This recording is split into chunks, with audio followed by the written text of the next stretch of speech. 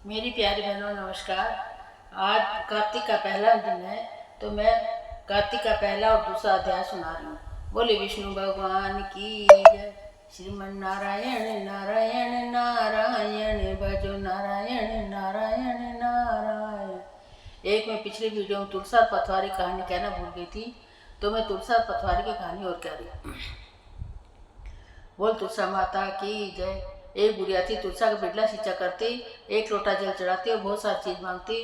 कहती है तुलसा माता मैं बिड़ला सींचू तेरा, करियो निस्तारा मेरा, चटके की चाल दियो, पैटके की मोत दियो, श्री कृष्ण का कंधा दियो, बैकुंठ का बाज दियो, एकादशी का दिन दियो, कार्तिक का मास दियो।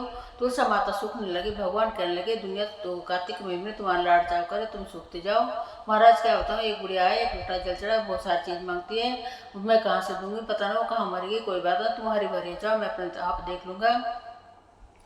आए एक दिन बुढ़िया तुलसा के बिड़ले की चमर गई, हिला हिला डुला डुलाने इतना भारी हो गई कि सारा गांव इकट्ठा हो गया, किसी से नहीं उठ रही। जो सब पाप दोष धरने लगे। बुढ़िया सारे मंदिर में चक्कर काटती डुला करती, जाने क्या करा करती। आज धरती पर चिपकी पड़ी है, भगवान का सिंहासन निकला, नारद मुनि आए। महाराज महाराज धरती पर तो बहुत भीड़ हो रही है, क्या हो गया महाराज। एक बुढ़िया तुलसा के बिड़ले की से मरी पड़ी है, हिला हिला डुला डुलाने। भगवान को याद आई, ये तो वही बुढ़िया थी जो तुलसा का बिड़ला सिंचा करती। भगवान बालक का रूप धारण कर धरती पर आए, कहने लगे भाई कैसे भिड़े भाई, एक बुढ़िया तुलसा के बिड़ले से मर पड़ी है, इतनी भारी हो गई कि कोई से नहीं उठ रही। भगवान कहने लगा मैं देखूँ तू भी देख ले, हम तो सब पच ले। जाकर बुढ़िया कान में कहने लगे हे बुढ़िया मात मैं आ गया, तूने बिड़ला सींचा मेरा, करा निस्तारा तेरा, चटके के चाल ले, पटके के मोत ले, मेरा कंधा ले, बैकुंठ का बास ले, एकादशी का दिन है, कार्तिक का मास ले। बुढ़िया माए फूलों से भी हल्के हुए, कहने लगे भगवान मैं तो जानू भगवान आया, पर दुनिया कैसे मानेगी जो मेरे ऊपर पाप दोष धर रही है। भगवान ने सबको चतुर्थ दर्शन दिए। हे विष्णु भगवान जैसे बुढ़िया ने तुलसा सींची वैसे सबको बुढ़िया को दर्शन दिए वैसे सबको दियो। हे विष्णु भगवान जैसे बुढ़िया को दर्शन दिया हम सबको दियो। विष्णु भगवान की जय, तुलसा माता की जय। एक सास होती, उनके दूध दही का काम था, बहुत दूध दही बेचन जाती। तो एक दिन मंदिर के पास करने लगे, मंदिर में गाने बजाने की आवाज़ आ रही। वह मंदिर में चले गए, कहने लगे तुम क्या कर रहे हो। कहने कार्तिक मैंने तुलसा पतवार सींच रहे, इसकी सींचने से क्या हुआ है, आस होला सुख संपत्ति सब कुछ मिले। अच्छा मेरे पास दूध दही, मैं दूध दही चढ़ा दूँ, चढ़ा दे। आती अपना रोज दूध दही चढ़ा के चली जाती। सास कहने लगी वो 8 दिन वो पैसे, माँ जी 15 दिन दूंगी, माँ जी 15 दिन में। सास कहने लगी वो पैसे, माँ जी 1 महीने दूंगी, 1 महीना हो गया। सार्वजनिक गा बजा के थोड़ी देर पथवार लेके चली गई। अब वो पथवार के पास बैठ कर रोने लगी। पथवार माता कहने लगी बेटी तू अपने घर क्यों न जाए। माँ मैं कैसे जाऊँ, मेरी सास पैसे मांगे मैं कहाँ से दूँ। कोई बात नहीं, तू भी थोड़ी सी पथवार ले जा। ले जाकर चौपन डाल कर डर के मार रह जाए, उठ के कोठे में सो गई। सास आई, वो पैसे माँ जी कोठी में रखे, कोठी खोल कर देखे हीरे मोती जगमगा रहे। एक बहू किसका चोर कर लाई मारती, माँ जी और दिन तो मैं झूठ बोला करती, आज मैं सच सच बता रही हूँ। मैं तो दूध दही ना बेच के तुलसा पथवारी सच्चा करती, पथवारी माता टूटी है। अच्छा कर कार्तिक का महीना है, मेरे को बताइयो। अब एक एक दिन गिन लगी कब कार्तिक का महीना है, कब मैं जाऊँ।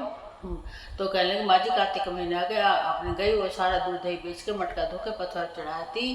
कहती है पथवारी माता जैसे तूने मेरे बहू को दिया वैसे मेरे को दियो।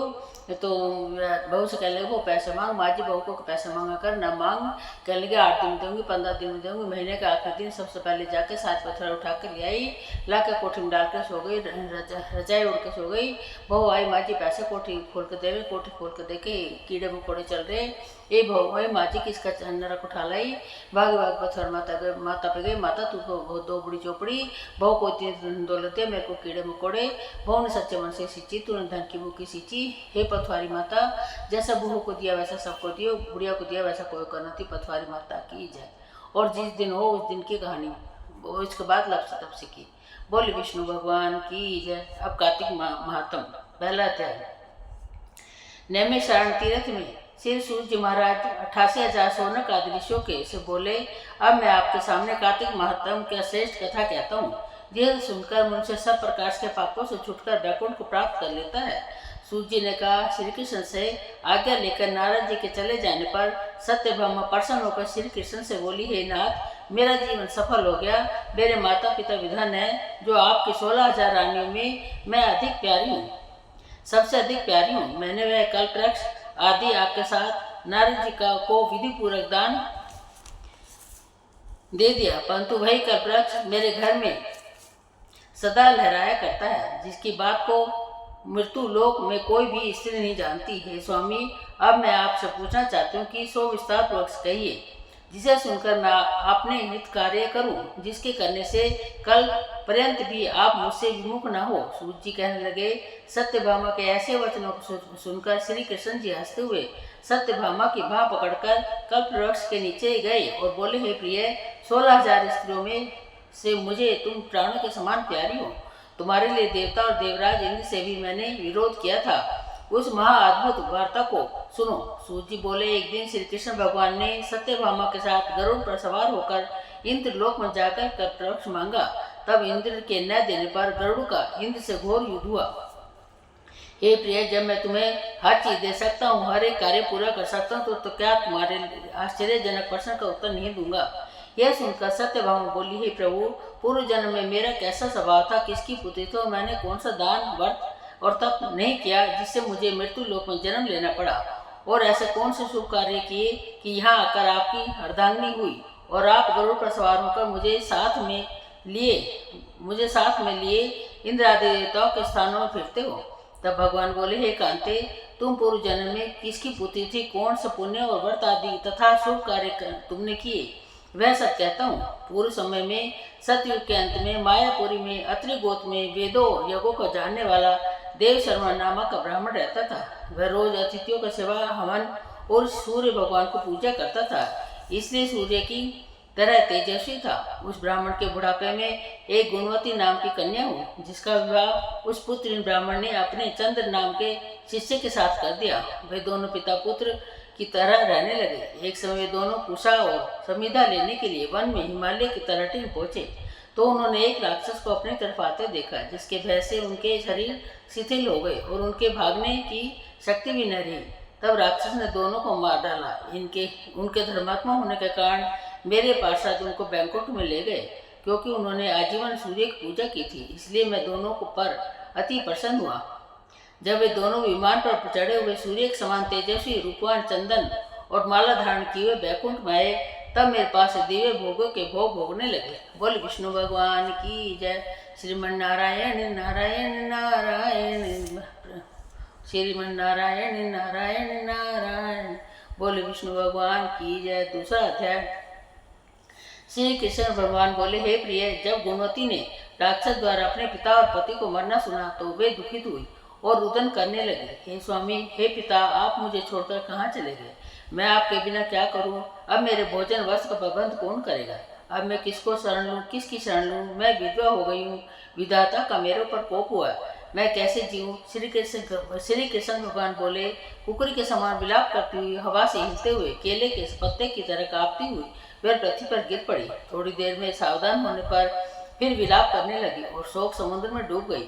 उस गुणवती ने घर की सब वस्तुएं बेचकर यथा विधि से अपने पति का पारलौकिक क्रिया की और उसी नगरी में विष्णु भगवान की भक्ति में तत्पर होकर इंद्रियों को वश में कर शांति से रहने लगी और मरण तक एकादशी और कार्तिक मास के व्रत आदि करती रही। हे प्रिय, यह दोनों व्रत मुझे अत्यंत प्यारे हैं, जिसके करने से भोग और मोक्ष की प्राप्ति होती है, पुत्र और संपत्ति मिलती है। कार्तिक की तुला राशि पर सूर्य निकलने पर महापापी जो भी प्रातःकाल स्नान करते हैं, वे भी मुक्ति को प्राप्त होते हैं। जो मनुष्य स्नान, जागरण, दीपदान और तुलसी का पालन करते हैं, वे विष्णु के रूप है। विष्णु भगवान के मंदिर में झाड़ना, सत्या काटना तथा विष्णु की पूजा आदि का कार्य जो मनुष्य करते हैं, वे जीवन मुक्त होते हैं।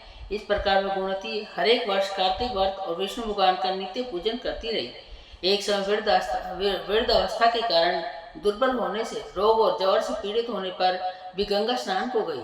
जो ही पानी में उतरी, जाड़े के मारे कांपने लगी। उसी समय गुणवती ने आकाश से आता हुआ विमान देखा। शंख, चक्र, गदा, पद्म आदि आयुधों के लिए हुए विष्णु के रूप धारण करने वाले पार्षद गरुड़ की ध्वजा वाले अप्सराओं से युक्त ऐसे विमान में बिठाकर बैकुंठ को ले गए।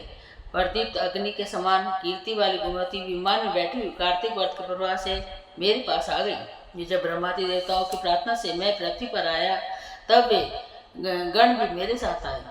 हे कामनी, यह सब यादव मेरे गण हैं और तुम्हारे पिता देव शर्मा भी इस जन्म में 17 जीत हुए और तुम्हारे पति चंद्रमा इस जन्म में अक्रूर है। और हे देवी, तुम वही गुणवती हो जो कार्तिक के स्नान के प्रभाव से मेरे लिए अत्यंत प्रिय हो। तुमने जो मेरे मन मंदिर के सामने तुलसी का बगीचा लगाया, उसी से यह कल्प वृक्ष तुम्हारे आंगन में है। कार्तिक में जो पहले तुमने दीप दान दिए हैं उसी के फल से तुम्हारे सुंदर देव है देह है और घर पर लक्ष्मी देवी का निवास है, जो संपूर्ण व्रताधिपति स्वरूप भगवान को अर्पण किए थे, इसलिए तुम मेरी पत्नी बनी। और तुमने जन्म मृत्यु तक जो कार्तिक व्रत उपवास किए हैं, इससे तुम्हारा वियोग मुझसे कदापि नहीं होता। इस प्रकार कार्तिक में व्रत करने वाले तुम्हारे समान मेरे प्रिय होंगे। सूर्य जी बोले, सत्यभामा भी अपने पूर्व जन्म का सब हाल जानकर बड़ी प्रसन्न हुई। बोले विष्णु भगवान की जय। श्रीमन नारायण नारायण नारायण भजो नारायण नारायण नारायण।